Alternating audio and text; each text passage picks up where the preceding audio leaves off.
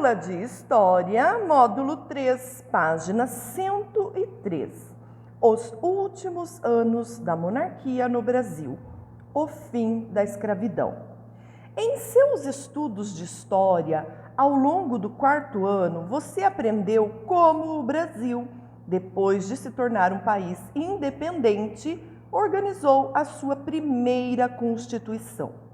Aprendeu também que, de acordo com as leis criadas, alguns cidadãos tinham mais direitos que outros e que a vida dos povos indígenas e dos negros escravizados pouco mudou com a proclamação da independência.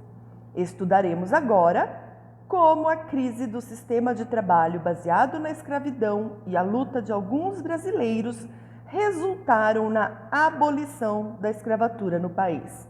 O que significa abolição? Abolição é a extinção, anulação, supressão. Observe a imagem na sua apostila. Lembre-se, sempre que tem uma imagem, eu devo me atentar primeiro à legenda. A extração de ouro era feita também fora das minas, ou seja, nos rios. Na foto de 1880, escravizados fazem a lavagem do minério em Minas Gerais. Então, o que temos aqui nessa foto? Quem são essas pessoas que estão aqui nessa imagem? São 2 trabalhadores escravizados. Observem as roupas deles. Olha só, roupas simples, não tem chapéu para se proteger, estão descalços. E o que eles estão fazendo? Eles estão extraindo o ouro de aluvião. Trocar ideias. Em sua opinião, o que motivou o Brasil a abolir a escravidão? Você vai aprender que o que levou os responsáveis pelas leis do país a abolir a escravidão está relacionado com as pressões dos ingleses, dos cafeicultores do Oeste Paulista e de parte da população que se engajou no movimento abolicionista. Número 2. Após a abolição, como ficou a vida das pessoas que foram libertas? Você verá também que após a abolição, os libertos não tinham emprego, porque seu trabalho foi trocado em grande parte pela mão de obra dos imigrantes. Eles ficaram então marginalizados na sociedade sem ter onde trabalhar nem morar. Página 104. Os últimos anos do trabalho escravo no Brasil. Durante o período colonial, foram desenvolvidas no Brasil diversas atividades econômicas. As que mais se destacaram, no entanto, foram a produção de cana-de-açúcar e a mineração. E em ambas predominava o uso do trabalho dos escravizados. Na época do Império, mais atividades econômicas surgiram, tanto no espaço rural quanto no espaço urbano. E a mais importante foi a produção de café, que se destacou como principal produto de exportação brasileiro por todo aquele período. Mas, para realizar essas novas atividades produtivas, a grande maioria dos trabalhadores ainda era de escravizados, que em sua maioria eram maltratados e expostos a péssimas condições de vida. Então, nós vamos estudar o processo que vai culminar na abolição da escravatura no Brasil. E veja bem, quais as atividades que utilizavam o trabalho escravo no país? Nós sabemos que havia o trabalho escravo nas grandes fazendas de cana-de-açúcar e de café, nas áreas de mineração e nos centros urbanos, em atividades como vendas de produtos alimentícios nas ruas dos arraiais. E o trabalho dos escravizados era muito importante para o desenvolvimento da economia da colônia e depois do Império. E o processo de libertação desses trabalhadores não aconteceu de forma tranquila. Alguns dos escravizados fugitivos se organizavam em quilombos, que eram locais onde eles podiam viver livres. Nos quilombos, eles plantavam, colhiam e se organizavam em aldeias, podendo manter os costumes herdados de suas sociedades de origem. Vamos analisar as imagens da sua apostila.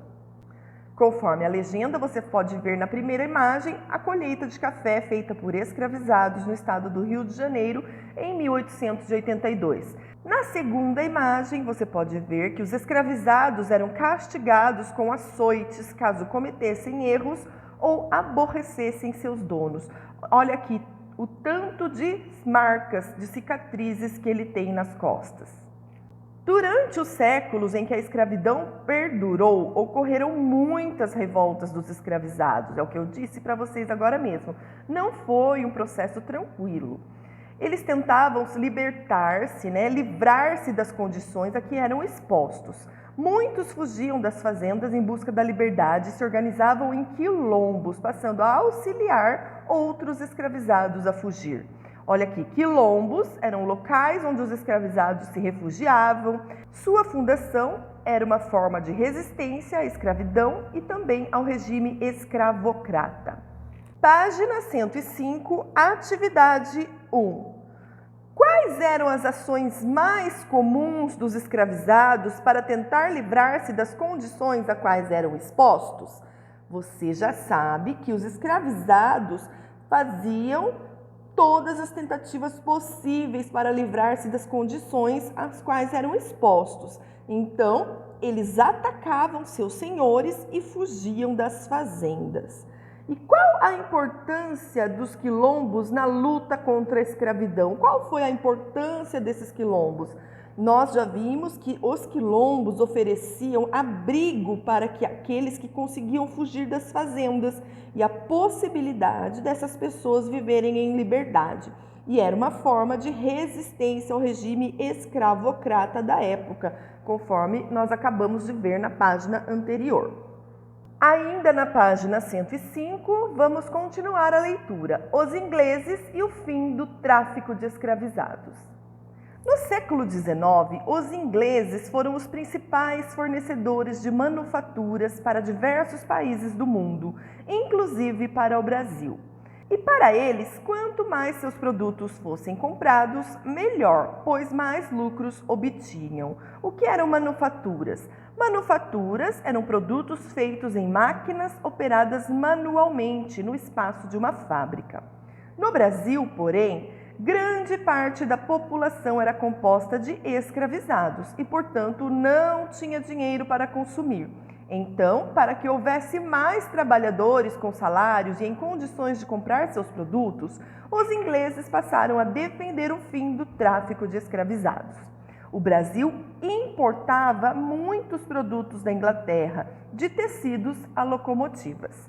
Observe a imagem na sua apostila. Conforme a legenda, você percebe que os negócios que envolviam a comercialização de escravizados e que dependiam dos transportes marítimos passavam a ser reprimidos pelos ingleses. Então, nós acabamos de ver na página anterior que os interesses ingleses na abolição da escravatura no Brasil eram estimular a criação de um mercado consumidor por meio do trabalhador assalariado. Eles queriam pessoas que tivessem dinheiro para comprar. Por isso, era preciso haver trabalhadores assalariados. E o percentual de escravizados existentes no Brasil na época era muito grande, porque era metade da população. Então, eles não tinham dinheiro para comprar os produtos. A Lei Eusébio de Queiroz foi um dos fatores responsáveis pela diminuição da população escravizada. Os maus tratos e o trabalho excessivo também colaboraram. Vamos continuar a leitura falando sobre esse assunto. A partir de 1845, embarcações inglesas começaram a prender os navios negreiros ainda em alto mar. Desse modo, a quantidade de escravizados que chegavam para trabalhar nas diversas atividades econômicas de nosso país, inclusive nas fazendas de café, foi diminuindo. Os chamados navios negreiros eram os navios que transportavam os africanos escravizados para que estes fossem comercializados. Ainda, por pressão dos ingleses, em 1850, o governo brasileiro aprovou uma lei chamada Lei Eusébio de Queiroz, que proibia a entrada de africanos escravizados no Brasil.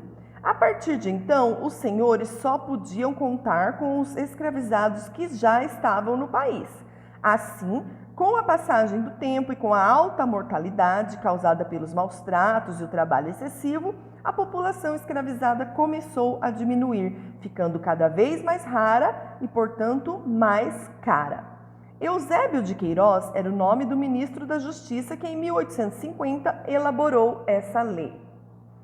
Mas, como vocês podem ver, tudo tinha um interesse por trás disso. Página 107, atividade 2.